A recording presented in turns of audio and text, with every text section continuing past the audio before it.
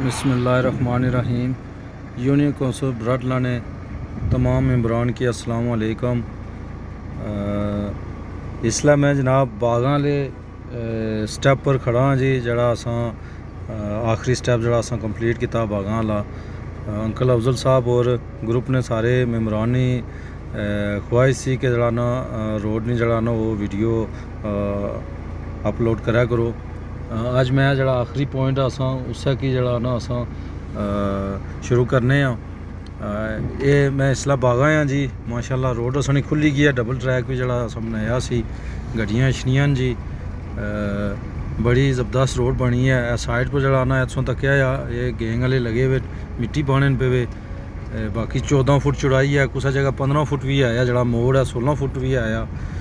माशाल्लाह जड़ा ना बड़ी जड़ा ना वो ज़बरदस्त और म्यारी रोड बनती है। यह तो जड़ा ना है साइड पर मिट्टी सोई दसनी है उसी, ये जड़ा ना गैंग वाले लगे हुए साइड पर जड़ा मिट्टी बने और तकरीबन 18 फुट तक जड़ा ना ये चौड़ी हो जाती अगर मिट्टी दो साइडों में 1-1 फुट या 2-2 फुट मिट्टी पई है।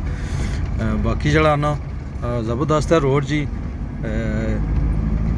ढलाई टलने वास्ते तो त्रीया चौथा गेयर भी अंकल अफसर जी लगना आ। बहरहाल चढ़ाई जड़ा ना दुआ गेयर जड़ा ना वो दुए गेराई गड्डी जड़ा ना बड़े आराम सुकूना चढ़नी है।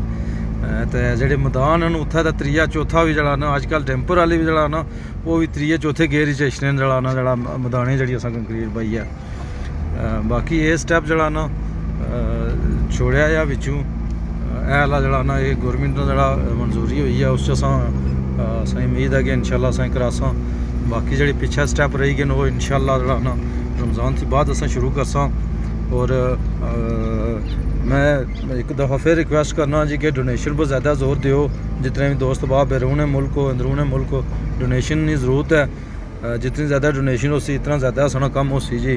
और मैं उम्मीद करना कि बागां थी कैणी क्रॉस तक असें इंशाल्लाह मुकम्मल है कंप्लीट करनी है रोड। सो सारे दोस्तों भाइयों ने तावन नाल बाकी ग्रुप ने सारे मेंबरान का शुक्रिया जी जो ग्रुप च अच्छने और अपना कीमती टाइम देने। वासलाम।